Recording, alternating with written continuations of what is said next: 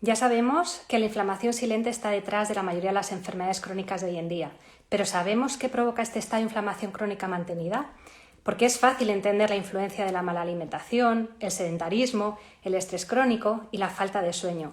Pero existen otros factores como la toxicidad ambiental, las radiaciones electromagnéticas o incluso las micotoxinas que también pueden desencadenar una respuesta inflamatoria en nuestro organismo de forma crónica.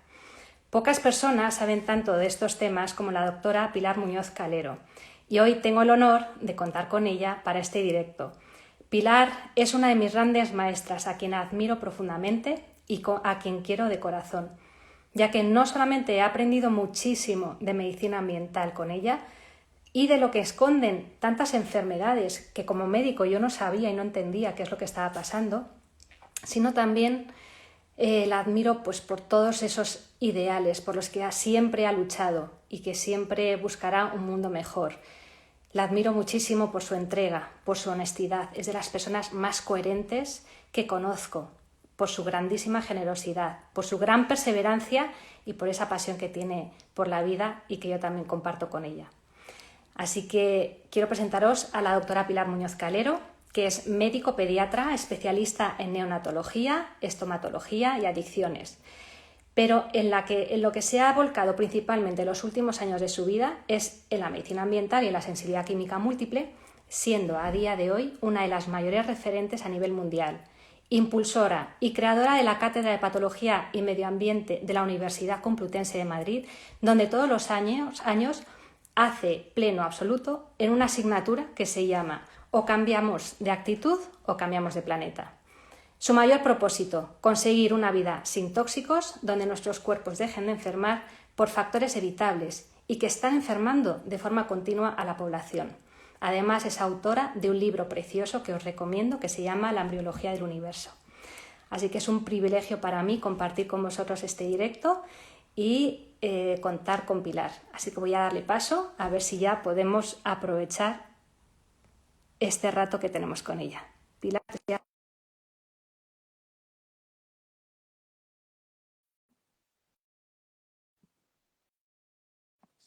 Creo que ya te puedes conectar bien. Ahí estamos. Hola. Hola Pilar, ¿me ves? ¿Me oyes bien? No, no te veo, pero te oigo. Vale, yo sí te veo bien. Quizá un poco, si puedes bajar un pelín la cámara para que se te vea un poquito más la cara. Ahí, fenomenal. Ah, Estupendo. sí, está bien. Ahí, fenomenal. Bueno, Muy Pilar, bien. estoy tan contenta de que estemos hoy en este directo. Me hace muchísima ilusión. Ya sabes lo mucho que te quiero, lo mucho que admiro tu trabajo y lo agradecida que estoy de todo lo que he aprendido, porque en este recorrido de medicina integrativa realmente faltaba el llegar a la causa última, ¿no? De qué había detrás de tantas enfermedades. Así que para mí ha sido un descubrimiento maravilloso y entender que detrás de esas enfermedades a las que les ponemos el apellido, ¿no?, de idiopático, hay mucho más que simplemente una casualidad. Así que, si te parece, Pilar, me gustaría un poco que pudieras contextualizar tú también y dar a entender el por qué los tóxicos ambientales están detrás de tantas patologías crónicas que tenemos hoy en día.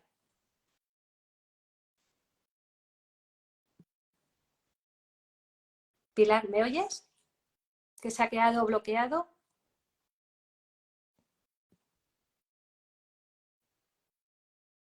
Pilar,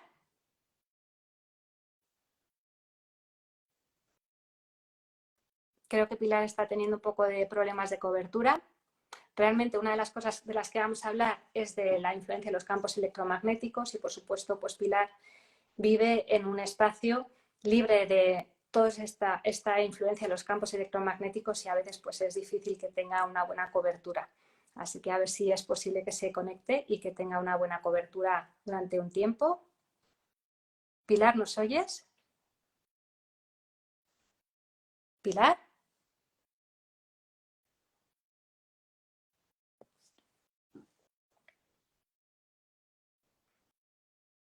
Pilar, Pilar creo que está teniendo problemas para conectarse otra vez.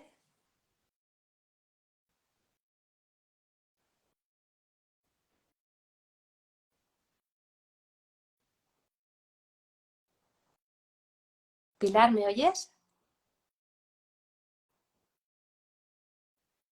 A ver, porque a veces entran llamadas en mitad de una grabación y a veces se queda ahí bloqueado.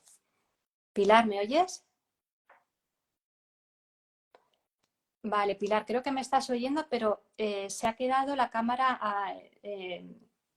completamente bloqueada. Entonces no se te oye, no se te ve. Voy a intentar volver a meterte, ¿vale, Pilar? Intenta solicitarme la entrada y yo te voy a volver a mandar la invitación, ¿vale? Porque Pilar nos está escuchando, pero nosotros nos hemos A quedado con ver, la... camino, Ahora, camino, ahora ya te escuchamos, Pilar.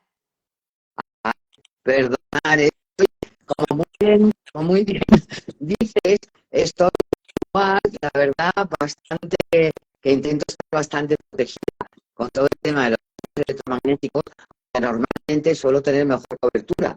No sé qué es lo que está pasando hoy, pero a veces cuando tengo que hablar de este tipo de cosas, la propia tecnología se pone en mi contra, ¿sabes? Para que no me meta con ella. Debe ser algo así, porque sinceramente, en fin.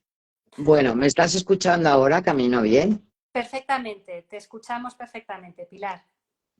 Bueno, primero de todo quería agradecerte el que la confianza que siempre tienes en mí, el que, bueno, hemos hecho un camino y un recorrido juntas. Ha sido siempre un placer para mí estar bueno, a tu lado, porque a pesar de todo lo que tú sabes, de tu preparación, de tu experiencia, de tus conocimientos, que son muchos, pues siempre has tenido esa parte más, bueno, humilde que suele tener la gente sabia, ¿no? Que es querer escuchar y querer aprender, y te has puesto a mi lado para intentar enriquecer tus conocimientos con todo el tema de medicina ambiental y bueno, pues eso te lo agradezco porque hice mucho de ti. Dime un poquito cómo te gustaría que empezara, cómo quieres que se desarrolle, cómo quieres que empiece a hablar, de qué, si te parece, Pues tú más o menos me dices, porque hay tantas cosas que se pueden hablar que realmente no sé por exactamente, dónde empezar. tendríamos para dar, vamos, sesiones de varios días seguidos. Lo que sí me gustaría a lo mejor es empezar un poco vinculando el por qué los tóxicos ambientales están detrás de la inflamación que tenemos. Realmente a mi comunidad en las últimas semanas le estoy dando a entender que detrás de las enfermedades crónicas de hoy en día hay una inflamación silente de bajo grado, una inflamación crónica mantenida y el hecho de que entiendan el por qué los tóxicos está detrás de esa inflamación puede que les haga entender que esto de los tóxicos no es una moda o no es una rareza, sino que es una realidad y cómo todos los tóxicos y esos contaminantes ambientales con los que estamos en contacto de forma además exponencial en el día de hoy están generando toda esa cascada inflamatoria, ¿no? Que incluso pues, puede generar esa reacción inflamatoria de nuestro sistema inmune de forma crónica, ¿no? O el CIRS, que podemos justificar incluso, pues ya no solamente por los contaminantes ambientales, sino incluso pues, esas micotoxinas de las que también me gustaría que pudiéramos hablar, o esos campos electromagnéticos. Entonces, bueno, como experta en medicina ambiental, en tóxicos ambientales, por qué estos tóxicos nos inflaman tanto y no simplemente entran y se van y ya están. Bueno, efectivamente hay una base química muy clara. Nosotros llevamos muchos años luchando por el reconocimiento de estas patologías como enfermedades orgánicas y que, como muy bien dice Camino, tienen una base inflamatoria. Y esto es, a ver, una vez que nosotros podamos comprender lo que sería esta base bioquímica que está debajo de todo ello, que nos lo explicaría muy bien, no sé si habéis oído hablar, algunos de los que me estáis escuchando, sobre el ciclo no, el ciclo del óxido nítrico, que ha escrito tanto y que ha estudiado tanto el profesor Martin Pall, profesor emérito de la Universidad de Washington, y realmente, como dice y como explica esta información que es la base de todas estas patologías y que están vinculados directamente con los tóxicos. Entonces, voy a intentar hacerlo lo más sencillo posible para que podáis entender. El ciclo no, el ciclo del óxido nítrico, vamos a ver, dice lo siguiente. Tenemos una serie de receptores, los receptores suelen estar en casi todas las células del cuerpo y hay unos receptores específicos para los químicos y unos receptores específicos para los campos electromagnéticos, que en el fondo son tóxicos químicos y tóxicos físicos, ¿vale? Voy a empezar por los receptores de estos tóxicos o contaminantes químicos. Son unos receptores que se llaman NMDA. Son los receptores del aprendizaje, cuyo neurotransmisor es el glutamato. Es un neurotransmisor excitatorio. Entonces, ¿qué es lo que ocurre? Martin Pall estudió y estuvo observando, hizo una compilación de muchísimas investigaciones y observó primero en un principio que había 7 grupos de tóxicos que excitaban estos receptores NMDA, es decir, hacían que el glutamato, que es excitatorio, de alguna manera estuviera continuamente accionando y excitando estos receptores NMDA. Este grupo de tóxicos en un principio hablaba de organoclorados, pesticidas organoclorados, organofosforados, piretrinas, carbamatos, algunos compuestos orgánicos volátiles, monóxido de carbono, mercurio y otros metales pesados. Y luego fue añadiendo hasta las últimas investigaciones que yo he leído, porque les sigo mucho, estamos hablando ya de 17 tóxicos. Al principio empezó con un grupo de 7 que tenían esa capacidad de excitar este receptor. Entonces, ¿qué es lo que hace este receptor? Bueno, pues una vez que se excita por este grupo de tóxicos, va a producir un aumento de la síntesis del óxido nítrico. Como sabéis, el óxido nítrico es un radical libre que es muy importante en el organismo y que en la dosis adecuada es absolutamente necesario para mantener unos niveles de vasodilatación en los vasos sanguíneos y otras funciones. Pero ¿qué es lo que ocurre? Que cuando aumenta su producción, entonces se convierte en un radical libre muy dañino, que cuando va por el organismo y se encuentra con otro radical libre que se llama el superóxido, ellos dos como que chocan entre ellos y generan una sustancia que ya no es un radical libre, sino que es una sustancia prooxidativa, y es el peroxinitrito. Es decir, el grupo de tóxicos excitan estos receptores producen más cantidad de radical libre óxido nítrico, que a su vez reacciona con el superóxido, que también es otro radical libre, y cuando reaccionan forman el peroxinitrito. El peroxinitrito es un compuesto muy oxidante, muy dañino. Entonces, este peroxinitrito genera, todo esto va a generar un estrés oxidativo.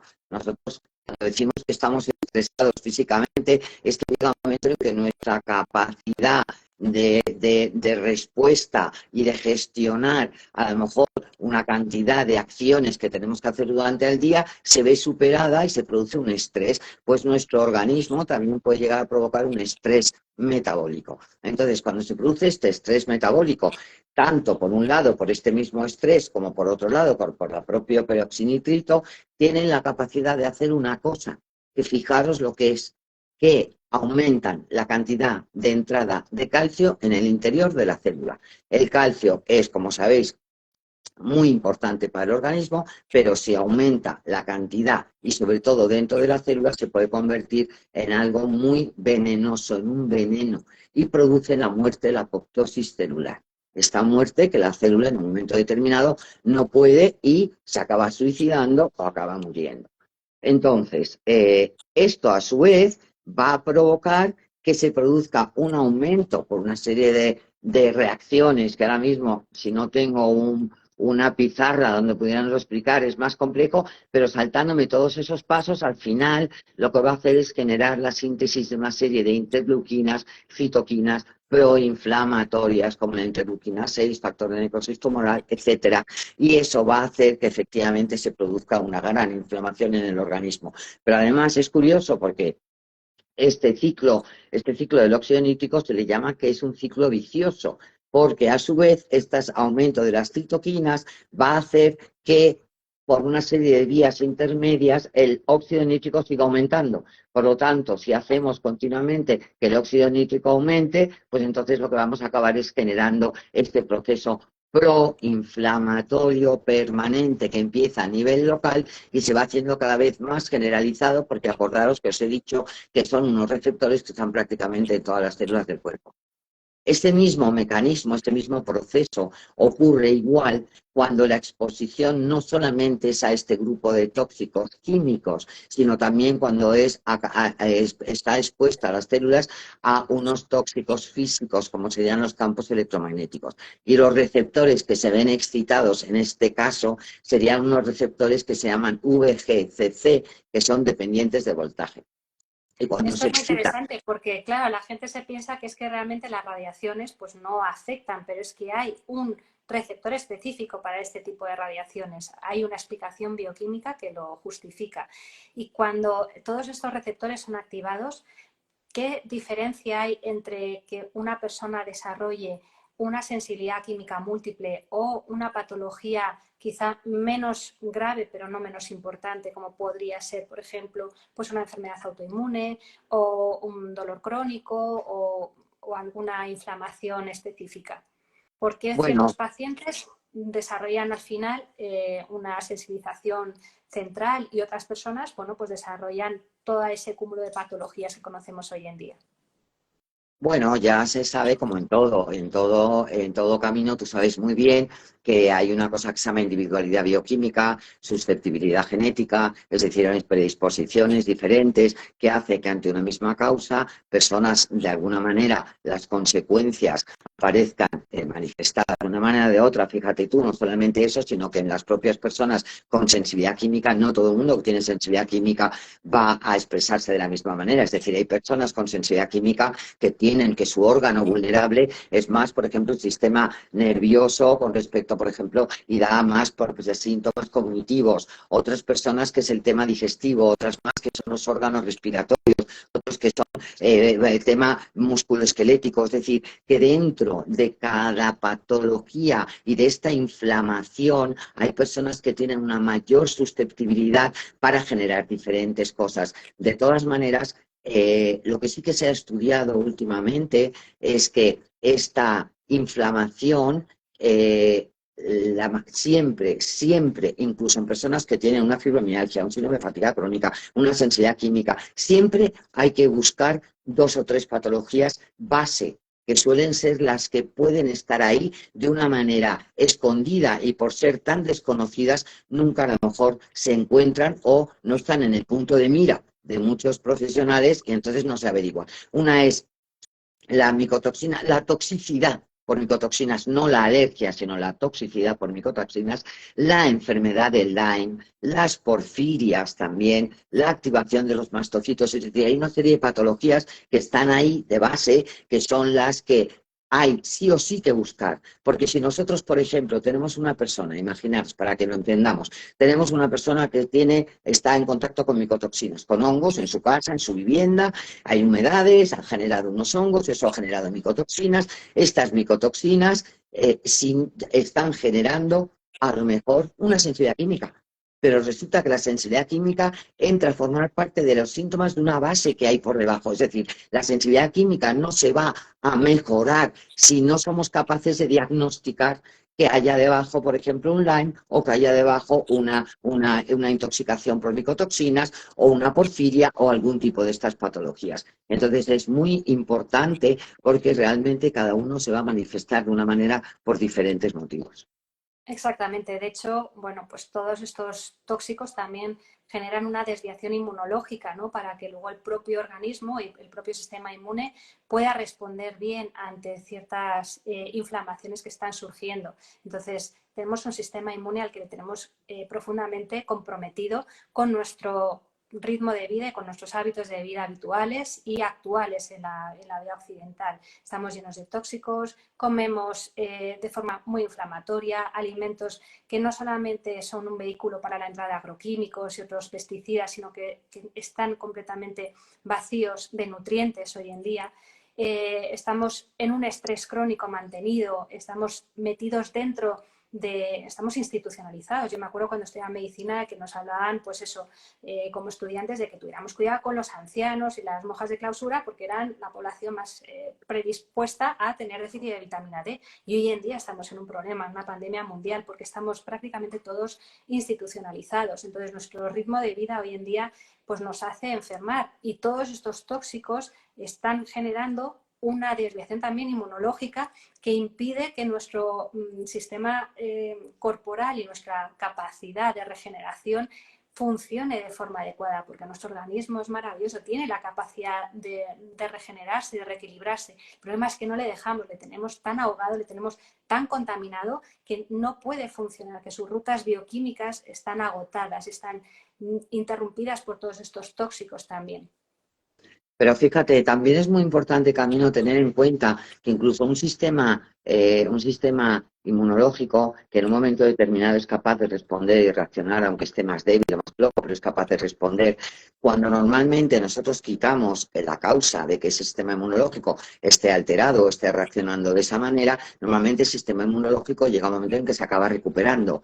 ¿Qué es el problema que está ocurriendo? Hay una cantidad de gente en la población que no sabemos exactamente, pero por ejemplo en el ejemplo de las micotoxinas, de la toxicidad por micotoxina, pues aproximadamente es un 25% de la población, que realmente, aunque quitemos la causa, aunque quitemos ya el tóxico, aunque liberemos, tratemos, ayudemos a desintoxicar y la causa haya desaparecido, el sistema inmune se ha quedado en estado de alerta permanente y sigue actuando como si siguiera teniendo la causa ahí. Eso es una enfermedad y eso es lo que genera la patología del CIRS, que es ese estado no cronificado de inflamación crónica que perdura en el tiempo, porque hay un sistema inmunológico que, aunque de alguna manera le estás diciendo que ya no tienes la causa, que has sido tu amigo, que ya no está ahí, sin embargo el sistema inmune está confuso y dura y sigue actuando, intentando defendernos pensando que todo el tóxico está ahí. Entonces esto es muy grave, porque eso es lo que está generando y es la base de muchísimas de estas patologías, aunque quitemos la causa, realmente todavía sigue. Entonces frenar este proceso a veces es muy complejo. Necesitamos hacer un abordaje muchísimo más multidisciplinar para ayudar a que esto se frene y a decirle al sistema inmune, oye, que ya está, que ya no tienes que estar asustado, ¿no? Y realmente esto es algo que cada vez está pasando más en la población, en muchísimas de estas patologías. Exactamente, sería un poco pues con lo que pasa, ¿no? Con la sensibilización central, ¿no? Que llega un momento en el que el umbral del dolor baja y bueno, se genera esa sensibilización a nivel del sistema nervioso central y que puede dar lugar pues a la aparición de todas estas patologías como la fibromialgia, la fatiga crónica, la sensibilidad química múltiple, la hiperelectrosensibilidad. ¿Qué diferencia habría, Pilar, entre un CIRS y una sensibilidad química múltiple? ¿Podríamos hablar de que una y la otra se retroalimentan o son dos esferas diferentes o cómo lo podríamos, cómo lo verías tú? No, la sensibilidad química múltiple, si vemos, siempre tenemos que analizar que puede existir un CIS debajo. Es decir, este proceso cronificado inflamatorio, entonces cuando hay una persona con sensibilidad química que cuando ya hemos hecho todas un poco hemos abordado, ¿no? Y hemos hecho una disminución de la carga tóxica, estamos ayudando a que sus rutas metabólicas funcionen mejor, a que sus sistemas de desintoxicación funcionen mejor, haciendo un tratamiento adecuado, poniendo los sueros intravenosos si es necesario, haciendo sus saunas, eliminando toda la carga tóxica, todo lo que se puede, y aún así perdura. Siempre tenemos que buscar seguramente que haya otra causa, y esa causa es la que está haciendo, por un lado, que continúe ese CIRS, esa inflamación crónica que realmente se está manifestando como una sensibilidad química, pero siempre hay que mirarla. Es decir, normalmente es la sensibilidad química como consecuencia de ese CIS y de otras causas que están ahí y que no somos capaces de identificarla. Estamos muy acostumbrados a tener que poner un nombre diagnóstico, ¿no? Un nombre y una etiqueta. Este tipo de patologías y de alteraciones que se producen en el organismo son muy generales y muchas veces no son fáciles de separar. Yo la mayoría de las veces que encuentro personas con sensibilidad química, siempre les miro que tengan debajo, a ver si tienen debajo unas micotoxinas, si tiene un Lyme, si tiene algún problema en las porfirias, si tiene, es decir, porque muchas de estas veces la sensibilidad química, hasta que no averigüemos si hay eso debajo, es una manera de manifestarlo y no va a terminar de mejorar. Entonces es muy importante tener en cuenta esto. Exactamente, y de hecho pues también genera mucha activación mastocitaria, ¿verdad? Entonces hay veces que como que se van juntando y se van entremezclando todos estos diagnósticos, incluso a mí ha habido pacientes que me decían, no, si yo lo que me han diagnosticado es un HANA, una estaminosis alimentaria no alérgica. Digo, bueno, es que al final es difícil, ¿no?, entender en qué punto se separa un diagnóstico del otro y no son simplemente una explicación de la fisiología, ¿no?, y la fisiopatología de lo que está pasando en un organismo altamente intoxicado y con un sistema inmunitario tan comprometido, en el que luego pues aparecen coinfecciones, que el cuerpo, o incluso la aparición incluso de células tumorales que el cuerpo no puede frenar. Estamos hablando de cosas muy serias. Entonces, es verdad que el espectro de pacientes que solemos ver es muy amplio, porque podemos ver desde pacientes pues, oncológicos o pacientes con sensibilidad química múltiple, ya en unos estados, pues como hemos visto y como he visto yo tanto al lado tuyo, y tú misma es un gran ejemplo de cómo puede mejorar una persona con sensibilidad química múltiple, pero también vemos cómo los tóxicos están detrás de un hipotiroidismo de Hashimoto, de una artritis reumatoidea, cómo puede estar detrás incluso de una disbiosis con una candidiasis persistente intestinal o de un Helicobacter pylori, que yo me encuentro tantos casos, Pilar, de pacientes que vienen con problemas de Helicobacter pylori crónico que ni siquiera responde a tandas antibióticas continuadas y repetidas, ni con antibióticos ni con herbáceos, porque realmente lo que hay en el fondo o lo que hay de forma inicial es una carga tóxica tan elevada que el propio Helicobacter pylori está en un terreno que es muy difícil que eliminemos con nada, porque a veces les digo a los pacientes que esto es como intentar eliminar una plaga de hormigas en tu cocina con un montón de productos, pero no barrer nunca. O sea, al final las hormigas son muy listas y van, ¿no?, a donde pueden ir a crecer. Y yo me encuentro muchas veces, por ejemplo, en este sentido, con el Helicobacter pylori y pacientes que tienen una alta carga de mercurio que están tragando continuamente a través de sus amalgamas. Tú, como experta en este tema y que has visto tantísimos pacientes, ¿qué opinas al respecto? ¿Es posible la eliminación, como me preguntan muchos pacientes? Claro, me quito las amalgamas y ya está. Digo, bueno, has quitado las amalgamas, pero una vez que te las has quitado, y además con un protocolo de seguridad adecuado, ese mercurio que tú has estado tragando, ingiriendo, inhalando durante tantos años, está ahí de forma persistente y atraviesa membranas, está depositado en tus tejidos. Muchas veces es muy difícil verlo en analíticas habituales, pues que la gente se pide una analítica de sangre y dices, pues que aunque no la veas en sangre no significa que no la tengas dentro de tus tejidos. Entonces la gran cuestión es, ¿y qué hacemos, ¿no?, para poder eliminar todo ese mercurio que tenemos? Porque si claro, mucha gente empieza, no, pues yo utilizo clorela y cilantro y ya está. Pero tú, como experta y conocedora de tantísimos casos y como paciente y padecedora de esta enfermedad o de esta sensibilización, ¿qué puedes aportar para que nuestros pacientes entiendan y la población entienda que el cambio está en nuestras manos y que sí que hay posibilidad de eliminar todos esos tóxicos, ese mercurio ahí acumulado? Pues mira, efectivamente, Camino, una de las cosas que a mí me ha hecho más cuestionarme, ¿no?, con este tipo de patologías es esa idea, ¿no?, de que los médicos somos un poco dioses y cuando salimos de la carrera de medicina nos entregan el vademecum y de alguna manera nos sentimos con un poder que no nos pertenece ni nos corresponde en absoluto. Y lo primero que yo les digo, ¿no?, a los pacientes es: la salud es tuya.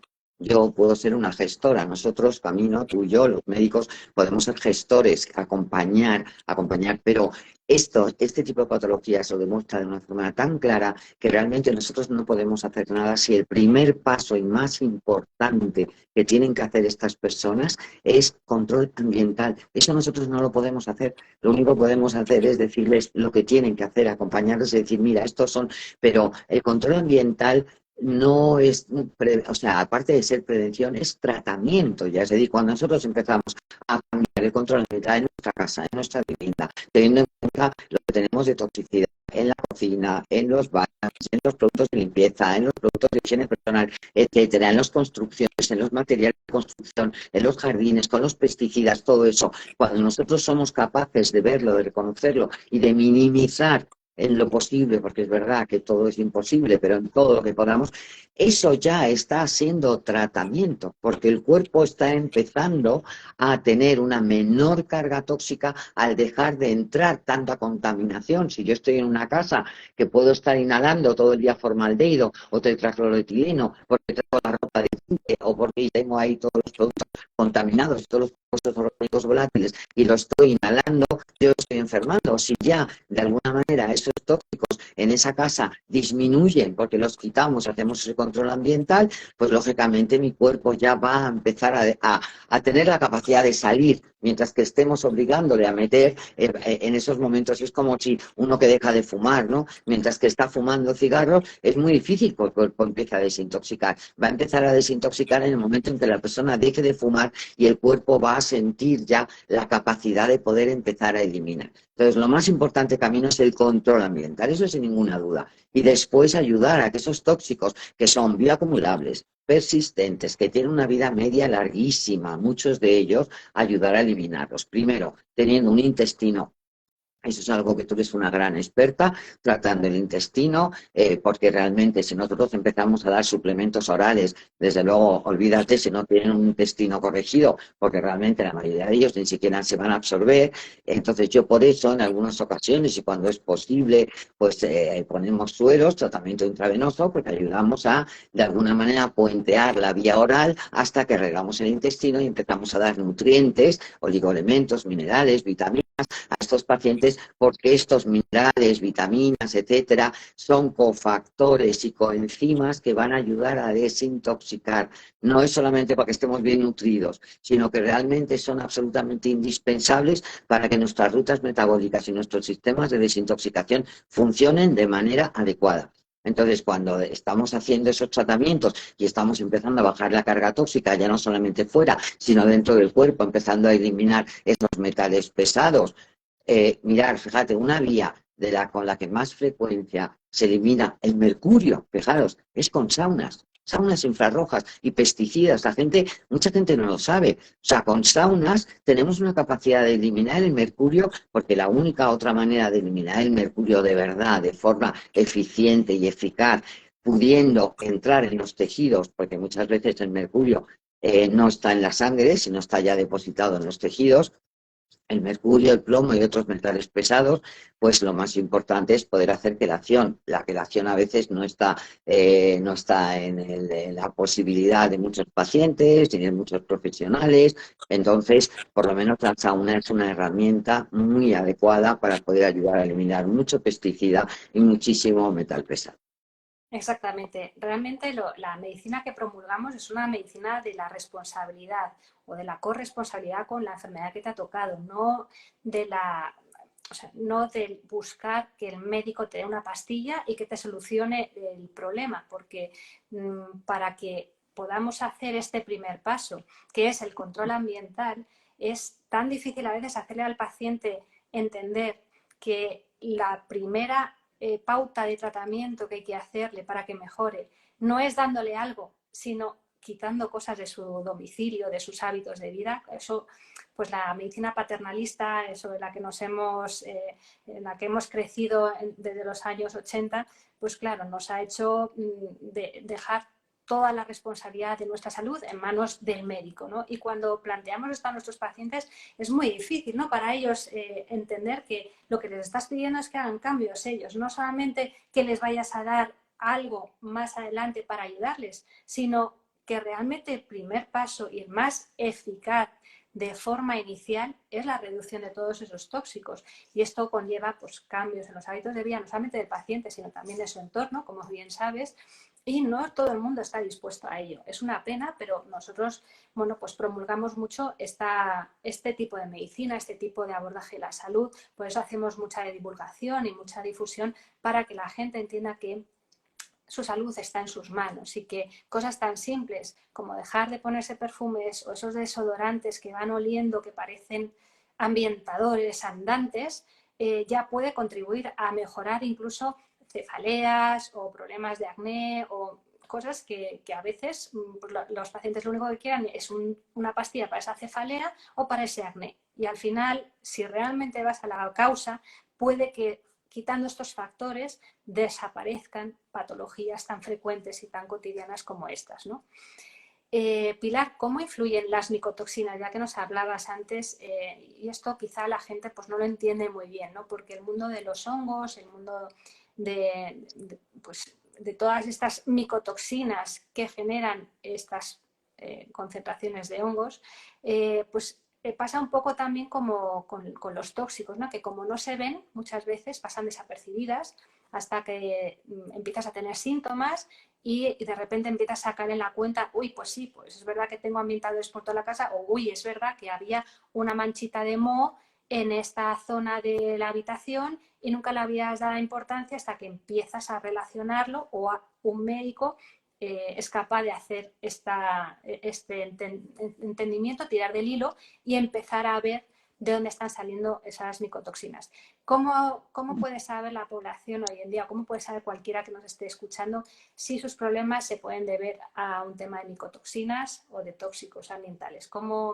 ¿Qué analíticas se les puede recomendar o qué síntomas se les puede decir que tengan un poco en cuenta para empezar su búsqueda?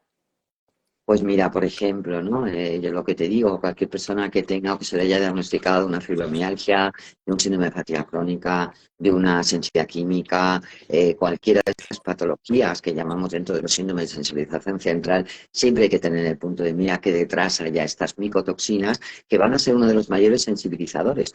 Porque vamos a ver, la mayoría de la gente piensa y le sale el Epstein-Barr positivo a las coinfecciones y se reactivan, pero el Epstein-Barr no es tan sensibilizador como las micotoxinas. Micotoxinas son mucho más sensibilizadoras. Entonces, hay que tener en cuenta eso. ¿Por qué? Además, porque el mundo de los hongos es un mundo realmente de unos microorganismos maravillosos que ejercen una serie de acciones en la naturaleza, en su contexto, en su lugar, de la manera en la que unos y otros están como continuamente conteniéndose, ¿no? Y equilibrándose, no tiene nada que ver. Yo muchas veces cuando las personas me dicen, no, pero bueno, si esto es natural, yo digo, pero vamos a ver, vamos a definir qué es lo que quiere decir natural. O sea, a ver, natural realmente es algo que viene de la naturaleza, pero que respeta la proporción, el ciclo y el contexto. Es decir, si yo saco los hongos que realmente hacen su función en la naturaleza de forma adecuada, los saco de su lugar, los de repente aparecen en una casa, en una casa ha habido una humedad, porque no se haya hecho bien la construcción,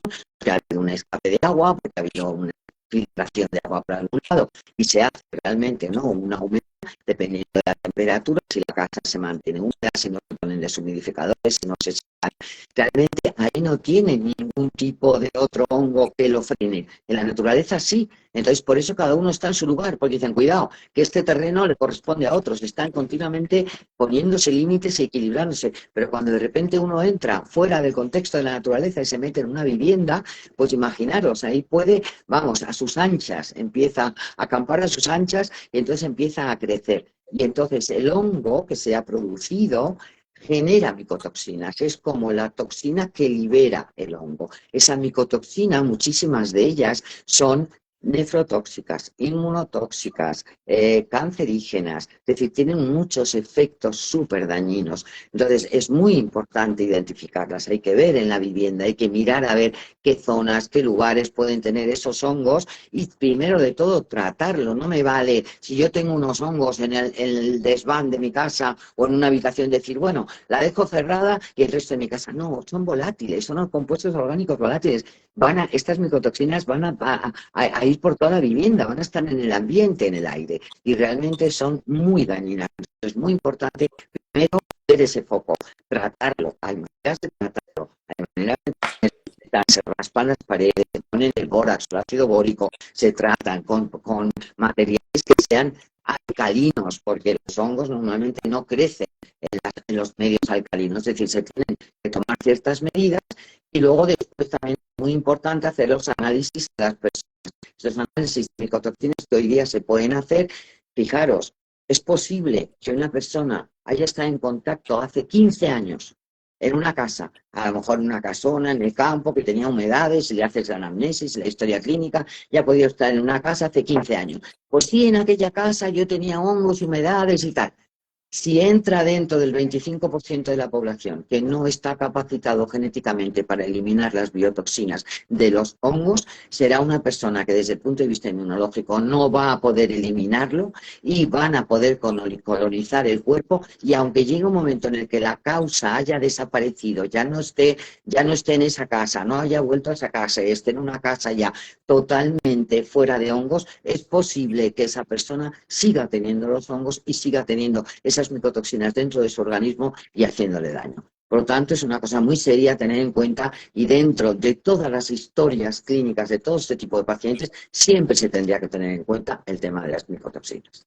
Exactamente. De hecho, Pilar, no sé si lo habrás observado, pero yo veo muchos pacientes que tienen problemas de mucosas, ¿no? O que, de cavidades, pues, sinusitis crónicas, con candidiasis de repetición, y que sabes que es una colonización de mucosas por esos hongos, y además tienen una altísima concentración de micotoxinas. Con lo cual, bueno, pues ya no sabes si las micotoxinas vienen de fuera del ambiente o si vienen de las propias colonias que tienen de hongos en su propio organismo. Esto, claro, no es tan fácil, pero muchas veces se Bueno, retroalimentan unas a otras. sí, pero Camino, siempre han venido de fuera. Es decir, normalmente estas micotoxinas provocadas por los hongos de una vivienda han venido de fuera. Lo que pasa es que luego han colonizado tu organismo y pueden perdurar en el tiempo, aunque la causa ya no esté. Es decir, aunque la vivienda que ya tenía hongos ya no esté, lo hayas corregido, hay personas que no tienen la capacidad, una vez que han entrado estas micotoxinas en su organismo, no son capaces de eliminarlas ni desintoxicarlas, entonces se quedan en el organismo. Entonces es muy importante pues tratarlas con la colestiramina, que es una especie de arcilla muy importante, que lo que ayuda es en la bilis a atrapar las micotoxinas para poderlas eliminar del cuerpo. Es muy importante el NAC, es muy importante el glutatión. Es decir, ya tendríamos que hacer una propuesta de tratamiento o un abordaje más completo dependiendo de qué tipo de micotoxinas tenga positivas, pero realmente es algo mucho más frecuente de lo que uno se imagina. Es uno de los causantes más importantes de las sensibilidades. En una gran parte de gente con sensibilidad química, debajo está estas micotoxinas y un CIRS, esta producción precisamente de esta inflamación crónica, y realmente muchas veces la mejoría no va a poder verse de una forma obvia y evidente hasta que no localicemos esto y no lo tratemos. Exactamente. Y yo, como siempre les digo, los sobrecrecimientos que luego pueda haber en esas disbiosis intestinales, ¿no? Esas cándidas que también tienen una función, ¿no? Tanto las cándidas, los parásitos, eh, tienen una función detoxificadora y también tienen esa función de intentar eliminar todas las toxinas que detectan en el organismo, todos los tóxicos que tienen. Por lo tanto, el tratamiento, como bien decías, tiene que ser interdisciplinar y multifactorial, porque de nada sirve hacer un tratamiento de micotoxinas o de candidiasis, y como hace mucha gente, pues con dietas completamente sin nada de azúcares, nada de levaduras, etcétera, si no estás eliminando los tóxicos que puedan tener o si no estás haciendo un trabajo específico de las micotoxinas que puedas tener en el ambiente. Creo que por eso es tan importante el tener conocimiento global, y la medicina ambiental es una de las disciplinas que deberíamos conocer todos desde primero de carrera, ¿no? Que gracias a Dios que estás haciendo ahí ese trabajo tan importante en la universidad, porque esto nos cambia el concepto de la salud a todos los médicos una vez que tenemos este conocimiento básico, ¿no? Y bueno, sé que este año sigues ahí con esta asignatura tan interesante, o cambiamos de actitud o cambiamos de planeta. Y bueno, no sé si quieres comentarnos algo, porque creo que eres de las personas más coherentes y más trabajadoras y luchadoras, Pilar, porque no solamente tienes el conocimiento y tu experiencia, sino que además estás ayudando a cambiar la mentalidad de tantos médicos, haciendo ese trabajo fundamental de divulgación, de docencia en hospitales, en la universidad. Si quieres comentarnos algo, porque me parece fantástico ese trabajo que estás haciendo. Bueno, realmente es un impulso fuerte que sale de una persona como yo, que ha pasado por un momento en el que casi muero, en el que en el que prácticamente estuve al borde de la muerte, donde no podía caminar, estaba en una silla de ruedas, perdí la capacidad de razonamiento, perdí la memoria, no tenía capacidad de mantener una conversación, se me olvidaba absolutamente todo, estaba desorientada. Entonces, claro, fue un caso tan grave, eh, fue que de alguna forma, bueno, cuando me recuperé, pues tuve la sensación de que me había tocado, ¿no? Esa sensación que dices, bueno, ya que ahora ya me olvido, no, pues tuve la sensación de médico, es decir, además una persona, bueno, pues que tenía una fundación y luego pues, que había pasado por esta experiencia tan súper dolorosa. Entonces, bueno, pues sí que era algo que tenía que sí o sí luchar e intentar introducirla en todos los lugares. Entonces, bueno, yo me siento mucho más libre cuando trabajo libremente, pero es verdad que creo que a veces hay que infiltrarse y es muy importante en lugares como, por ejemplo, universidades. ¿Por qué? Pues porque esto, que no lo conozcan los estudiantes de medicina, realmente es muy triste. Yo llevo 8 años impartiendo asignatura optativa y claro, yo me quedé impresionada el primer día, ¿no?, de clase, les doy un frío y entonces les digo, a ver, dentro de este aula que tenemos aquí, a una mano, ¿no?, de la Facultad de Medicina, dentro de esta, ¿qué tóxicos podemos encontrar? Y la gente no sabe escribir ni uno. A lo mejor el que tiene un paquete de tabaco dice tabaco, pero no saben decir absolutamente nada. Y el último día de clase me escriben por delante y por detrás, no saben lo que tienen los tóxicos, dónde están situados, en qué materiales, cómo tenemos. Entonces, todo eso es un gran desconocimiento. Entonces, todas estas patologías y procesos que están basados en una carga tóxica cada vez más superada, porque estamos hablando, me parece, que las últimas cifras que tengo son de unos 350.000 contaminantes que se han liberado al mercado y que cada día aparecen nuevos, y no solamente los que ya se han liberado, sino las sinergias que se producen unos con otros, cómo se potencian aquellos contaminantes emergentes que van surgiendo poco a poco y que solamente se han estudiado 1% de todos ellos, ¿no? Con diferentes características, con diferentes acciones. Están los disruptores endocrinos, están los metales pesados, están los compuestos orgánicos persistentes, los volátiles. Es decir, hay multitud de todos estos contaminantes que nos rodean, que son nuestros enemigos invisibles y que somos incapaces. Pero que los estudiantes de medicina no conozcan esto, bueno, ellos el último día de clase, lo primero que nosotros solemos hacerles bueno, pues que nos den un feedback, qué es lo que les ha parecido. No hay un solo año que nos digan esto debería de ser una asignatura obligatoria. ¿Cómo es posible que esto no lo conozcamos en la carrera de medicina? Entonces, bueno, pues es algo que es necesario, que es absolutamente indispensable que lo conozcan. Hemos dado cursos también a médicos de atención primaria. O sea, ¿cómo puede ser que un médico de atención primaria no sepa lo que es una sensibilidad química?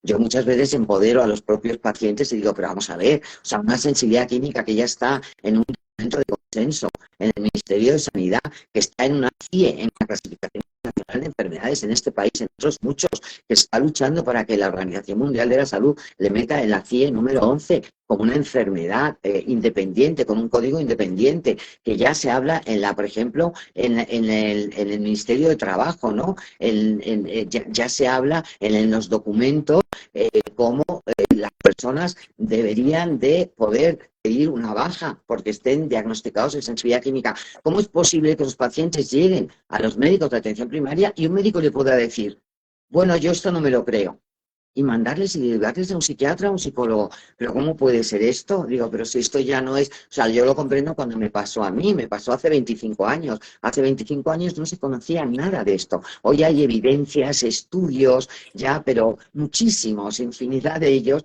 que ya de alguna manera demuestran que es una enfermedad orgánica, que no se trata de una enfermedad psicológica ni psiquiátrica. Otra cosa, que como consecuencia de los propios tóxicos, de los propios químicos, podamos tener alteraciones psicológicas o psiquiátricas incluso, pero como consecuencia, no como causa. Entonces, todo esto lo aprenden los alumnos de medicina y bueno, pues están, claro, flipando, porque además normalmente tenemos lista de espera.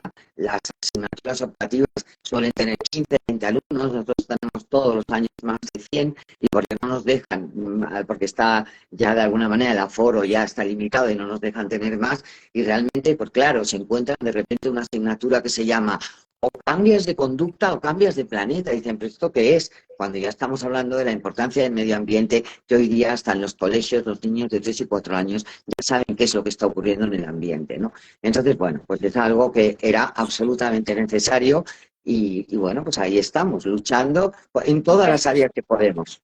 Súper importante, porque ya sabes además que los médicos salimos muy soberbios, por desgracia, y salimos pensando que lo que no hemos aprendido no existe. Y eso es una realidad, porque además, claro, como precisamente nuestra carrera es de las más largas que existen, ¿no? Y de las más amplias, pues llega un momento en el que pensamos, bueno, lo que yo no haya aprendido durante mi tiempo de médico, de estudiante de medicina, es que no existe. Así que el hecho de que esté esta asignatura y que ya se esté generando esta inquietud me parece fundamental para el cambio de conciencia de los médicos en las próximas generaciones, con lo cual yo te agradezco por mí y por todos mis compañeros que hayas hecho este esfuerzo, porque eres una mujer hiper trabajadora, estás en todos los tinglados que se pueden hacer para luchar, ¿no?, a favor del conocimiento de la toxicidad, de la sensibilidad química múltiple, de cómo nos están afectando pues todos estos contaminantes en nuestra salud. Y en estos últimos 5 o 10 minutos que nos quedan, me gustaría un poco hablar de una de las temáticas que me preguntan mucho, ¿no?, el tema de las radiaciones, los campos electromagnéticos, bueno, pues que si el microondas, que si la radiación por un escáner o por una resonancia, o bueno, pues toda la polémica con la radiación por las 5G. Entonces, bueno, si nos puedes comentar algo, sé que la mayoría de los que nos están escuchando están deseando saber. Bueno, realmente es un tema tremendamente extenso, pero bueno, voy a intentar hacer una pequeña síntesis. A ver, existen dos tipos de radiaciones, las radiaciones ionizantes y las no ionizantes, ¿vale? En el espectro de los campos electromagnéticos tenemos la luz visible y a partir de ahí hacia la derecha tendríamos lo que sería los rayos ultravioletas y a partir de ahí rayos X, rayos gamma, y ahí tiene que ver con todo el tema de las nucleares, todo lo que viene que ver con las radiografías, con los escáneres, con los TAC, con las resonancias, etcétera. Eso ya se sabe que son radiaciones ionizantes. ¿Qué quiere decir ionizantes? Pues que son capaces de romper la molécula, el ADN, y entonces generan cáncer, ya se sabe, por eso hay unas normas muy estrictas. Cuando tú te vas a un hospital, la gente se protege, te pones estas placas de plomo, unas medidas, unas normas muy estrictas, porque realmente ya se sabe que es cancerígenos. ¿Qué es lo que ha pasado? Pues en el espectro de los campos electromagnéticos, hacia la izquierda estarían todo lo que tiene que ver con radiaciones no ionizantes. Al decir no ionizantes, quiere decir que no tienen la suficiente intensidad para ionizar. Al no tener la suficiente intensidad para ionizar, se supone que no rompen, no son capaces de romper el ADN y esa molécula. Entonces, claro, ¿qué es lo que pasa? Que eso, nada más que se ha tenido en cuenta los efectos térmicos, se ha decidido. Como no tienen intensidad y como no son capaces de ionizar, entonces no son dañinos y solamente vamos a tener en cuenta todo lo que tiene que ver con su parte térmica, ¿no? De hecho, habéis oído alguna vez que si salió en un momento determinado, ¿no?, en Internet, te ponías varios móviles y un huevo y como veías que ese huevo se cocía, es decir, los efectos térmicos que pueden tener. Pero claro, eso no es cierto. No solamente son los efectos térmicos, hay clarísimamente ya estudios como el de Bioinitiative, el panel STOA, que no tenemos tiempo de hablar de ellos, pero que realmente hablan de una manera clarísima en los últimos estudios e investigaciones, hablando de lo importante que es tener en cuenta estas radiaciones no ionizantes, no como los efectos térmicos, sino como efectos también que también provocan estos daños al ADN a través de radicales libres. No lo hacen directamente porque no tienen la intensidad ni la fuerza para hacerlo directamente, pero sí indirectamente generando ROS, generando estas especies reactivas que son las que son capaces de dañar y provocan estos efectos también como infertilidad, cáncer, enfermedades autoinmunes, es decir, muchísimas patologías que ya hay muchísimas evidencias que realmente lo producen, ¿no? Y estamos hablando de todas estas reacciones ionizantes, el wifi, la tecnología, bueno, 3G, 4G, ahora 5G, luego 6G, ya se está hablando de 7G, que ya se nos va a venir encima dentro de no mucho, y todas estas reacciones que tienen que ver con las radiofrecuencias, las microondas, también la energía sucia, todo lo que tiene que ver con toda la parte de la electricidad de las casas. Es decir, todo eso también tiene su daño y provoca el daño, y esto es lo que no se tiene en cuenta. Entonces se habla de que incluso son más peligrosas estas radiaciones no ionizantes que las ionizantes, ya que las ionizantes tienen unas normas tan estrictas que realmente es muy difícil saltárselas, ¿no? Pero sin embargo las no ionizantes estamos absolutamente desprotegidos, además de desinformados, y por lo tanto, entonces estamos todo el día durmiendo con los móviles al lado, con el wifi, con todos estos campos electromagnéticos que están siendo los causantes de multitud de enfermedades, como ya te digo, que realmente son muy enormemente dañinos. Yo hace poco he dado una charla y de hecho fui también a Santa Cruz pero a Santa Cruz en California, ¿no? En Estados Unidos, y nos reunimos los mejores expertos. A mí me invitaron también a participar con ellos de campos electromagnéticos allí, y realmente fue una cosa espeluznante, ¿no? Todos los expertos, toda la cantidad de problemas que realmente y de investigaciones que ya hay. Entonces, simplemente el que no conozca estos daños es por pura ignorancia y por puro desconocimiento, pero no porque no existan ni porque todavía no se hayan demostrado. Exactamente, por eso es tan importante pues hacer divulgación como con directos como este o tantos cursos como estás dando para poder dar a conocer, ¿no?, la problemática a la que estamos expuestos hoy en día. Y también sería, bueno, pues interesante, como me preguntan, ¿cómo podemos protegernos, ¿no?, de estas radiaciones? ¿O qué es peor? Como me preguntan uno, ¿tener el móvil conectado a la wifi o con los datos? ¿Qué nos podrías decir para poder ayudar a la población a que se proteja un poco mejor? Ni con los datos ni con la wifi. Se puede tener internet a través de Ethernet por cable. Es el modo más seguro. O sea, yo ahora mismo estoy hablando contigo y yo tengo un cable enganchado a mi móvil, es decir, va por el cable. Entonces, todo lo que sea inalámbrico, ya sean datos, ya sea wifi, son tremendamente peligrosos y dañinos. Entonces, es poner un cable de Ethernet. Es una cosa bien sencilla, te lo puede hacer cualquier persona, cualquier informático, desde el router con un cable a tu casa, y tú puedes tener tu móvil, puedes tener el ordenador.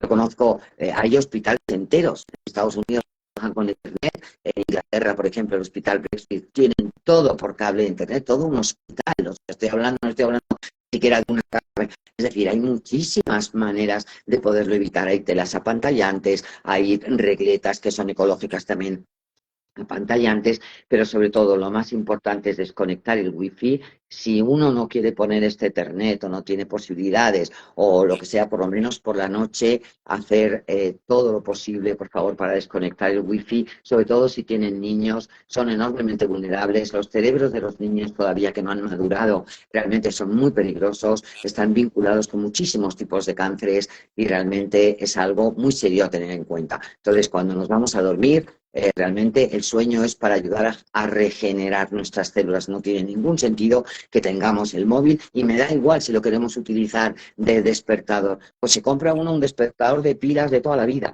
para ponerte el despertador, pero no justifica. El móvil tiene que estar apagado, ni siquiera en modo avión, apagado. Y ahora ya se ha hecho tan indispensable que decimos, ¿cómo voy a apagar? Yo, de hecho, he conocido a gente a lo largo de todos estos años que no saben apagar el móvil, porque desde que se lo han comprado no lo han apagado jamás. Y algunos que ni siquiera saben poner el modo avión, porque jamás lo han puesto. Entonces es estar continuamente conectados y continuamente provocando una cantidad de problemas, porque daros cuenta que nuestras células, nuestras 60 millones de células, se comunican a través de bioquímica, ¿no?, de nuestros receptores y los espacios intersinápticos, y con señales bioquímicas, pero también somos electricidad. La célula se repolariza y se despolariza, la despolarización de la membrana, es decir, somos electricidad. Tenemos frecuencias. Cuando se acoplan esas frecuencias eléctricas de los campos electromagnéticos con las nuestras, puede a veces que pueden ocurrir resonancias y puede ser enormemente peligroso. Esas migrañas, esos dolores de cabeza, ese cansancio, ese insomnio, esas dificultades, esas conjuntivitis, esas a veces pérdidas de memoria, todo ese tipo de cosas está muy vinculado con todo eso. Entonces, por lo menos por la noche, dejar que el cuerpo se regenere, que estas células se regeneren, y tener todo absolutamente todo apagado. Exactamente, como solemos recomendar, ¿no?, hacer el apagón por las noches para que así no haya problemas, o hacer un estudio en el domicilio de dónde están los problemas más álgidos y poderles poner algún tipo de apantallamiento o cambios en los enchufes, etcétera. Pero bueno, me hacía gracia porque estoy segura de que muchas personas estarían pensando, sí, claro, mucho hablar de wifi, pero aquí estamos con dos profesionales que están conectadas, ¿no? Y yo quería que tú comentases exactamente cómo te conectas, porque por eso digo que eres la coherencia en persona y bueno, pues ahí está todo el trabajo que has hecho y además todas las soluciones que también existen, ¿no? Para no vivir en una cueva, como muchas personas se creen que para vivir sin tóxicos hay que vivir en una cueva. No, No, hay no, yo hago de diferentes. todo. Yo hago de todo, Camino. Yo hago de todo. Tengo mi internet, tengo mis consultas online, pero simplemente funciono por cable. Simplemente le pones un cable y lo puedes poner a todo, a los ordenadores, a los teléfonos. Y realmente, bueno, pues es vivir con esa coherencia. Si no tienes un poco de coherencia, por lo menos todo lo que puedas, y resulta que piensas una cosa, sientes otra y actúas de otra manera, eso es la verdadera definición de esquizofrenia. Es decir, vivimos en un mundo esquizofrénico, en el que realmente no hay falta de coherencia. Intentar tener esa coherencia y en el momento en el que nosotros, de alguna manera, conocemos estas cosas, no consiste en que se puedan cambiar de un día para otro, porque a veces no es fácil. Y es verdad que tenemos un entorno que es resistente, que a veces no quieren, todo lo que tú quieras, pero es ir poco a poco, estar en el camino de ir poco a poco cambiando. Y así hay profesionales como tú que les aconsejas a los pacientes. Fijaros, yo algunas veces a mis pacientes les digo, te tienes que cambiar de casa. Y si no te quieres cambiar de casa, una vez que ya hemos intentado toda la vida y por haber y siguen encontrándose mal, digo, mi recomendación es que te cambies de casa. Y comprendo que es muy difícil lo que te estoy diciendo, pero más difícil es que llegue un momento en el que vivas con esta poca calidad de vida, que no puedes seguir viviendo así, con esa calidad de vida tan terrible, o que incluso te llegues a morir. Pues más vale que sea más importante tu casa, que es tu salud y tu cuerpo, que no tu propia vivienda. Cuando hay una vivienda muy contaminada, cuando tienes una antena a pocos metros de tu casa, que sabes que eso te está llegando. Hay edificios enteros que a lo mejor hay personas. El otro día una paciente me dijo que en su edificio habían muerto 5 personas de cáncer de los 7 pisos que había. O sea, quiero decir, y que tener una antena muy cerca. Entonces, bueno, pues hay veces que hay que tomar la decisión en la vida de decir, me tengo que cambiar de casa. Y eso es muy duro como médico a veces decirlo, porque parece que somos unos exagerados, pero cuando decimos eso es porque realmente a lo mejor es la única solución que tienes y queremos cuidar más tu casa, que es tu cuerpo y que es tu salud, que tu propia vivienda, que al fin y al cabo puede ser absolutamente reemplazable, mientras que tu cuerpo no se puede reemplazar nunca. Exactamente. Pues Pilar, ha sido una maravilla tenerte. Estaríamos horas hablando sin parar. Ya sabes que todos estos temas, además, es muy difícil dar con profesionales que conozcan a fondo y que puedan explicarlo con un conocimiento, con una experiencia como tú. Así que te agradezco muchísimo que hayas estado este rato conmigo y con mi comunidad. Y nada, me encantará tenerte más adelante para nuevos directos porque hay tantos temas tan interesantes que sé que muchos me pedirán repetir o hablar de todas estas cosas que se nos han quedado un poquito más en el aire. Así que muchísimas gracias, Pilar. Estamos en contacto y cualquier duda que tengáis nos escribís que intentaremos contestaros. Un abrazo. Muchas gracias a ti, Camino. Un Chao. abrazo. Un abrazo.